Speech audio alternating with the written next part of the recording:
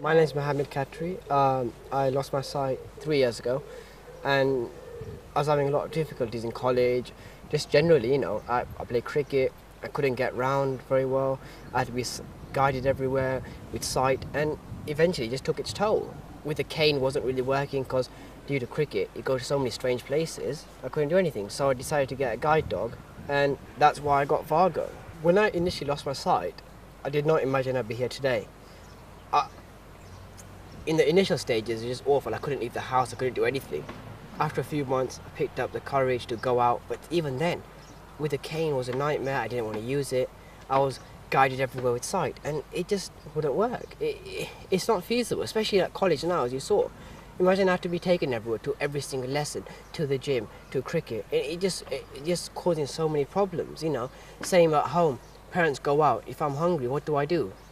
I can't starve, and you can't go to the shop. And I think it's quite essential that I got a dog, which is something which is capable, which will look after you. It's hard work, but it's well worth it. It took Muhammad Abrar 6 months before he began to accept his new way of life. It has been hard work from us to a certain extent that wherever he wanted to do, apart from the house, he was dependent on somebody to take him here, there and everywhere. And Muhammad being Muhammad, he did not want to accept people's help in any shape or form.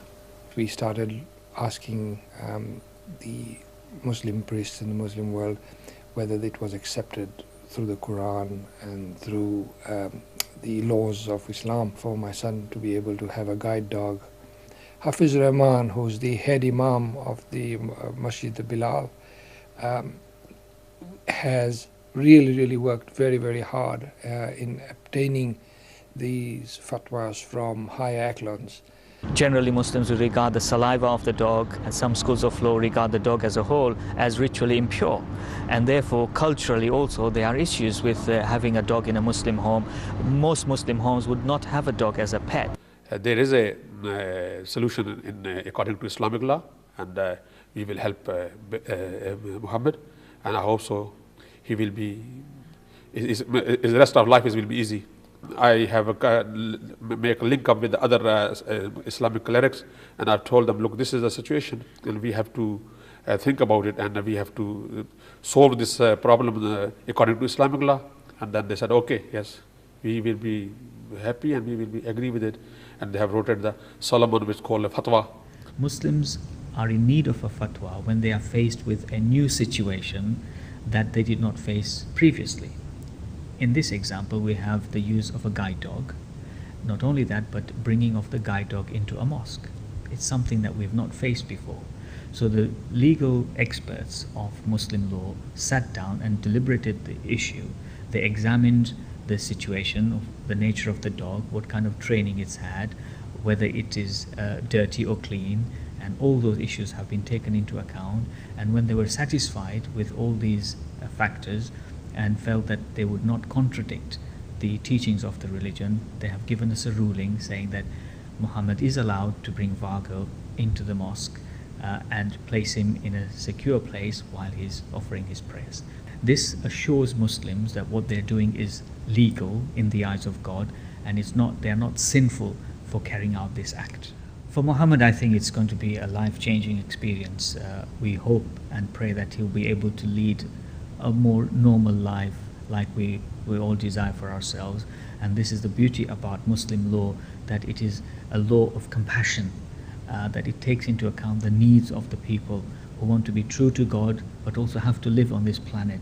I hope and we pray that other blind Muslim people will be encouraged to become owners of guide dogs, because clearly we've seen how much it improves the standard of life and the quality of life for the user.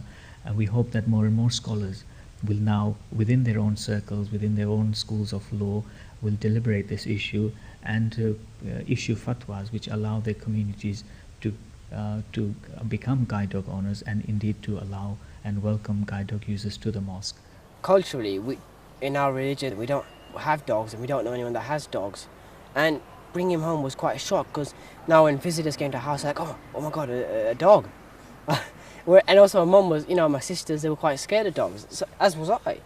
Even when I first got him home, I was a bit fearful, but now, you know, he's like one of your best friends.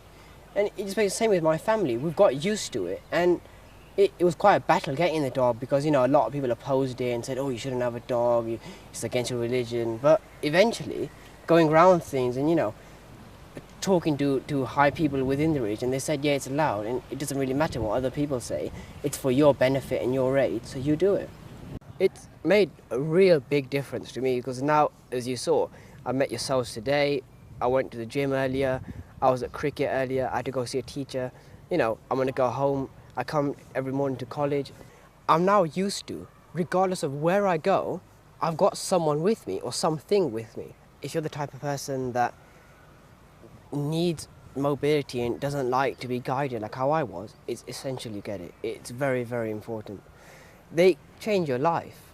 It's just one of those things. It's almost like as if it's just your life seems to be made a bit more complete. If you have any questions about guide dogs within Islam, please feel free to contact Hafiz Rahman, Head Imam at Bilal Mosque, on 07989 141 711, or Ghaffar Khatri at ghafarkhatri@hotmail.com. For more information on guide dogs, please visit www.guidedogs.org.uk or call 0870 240 6993.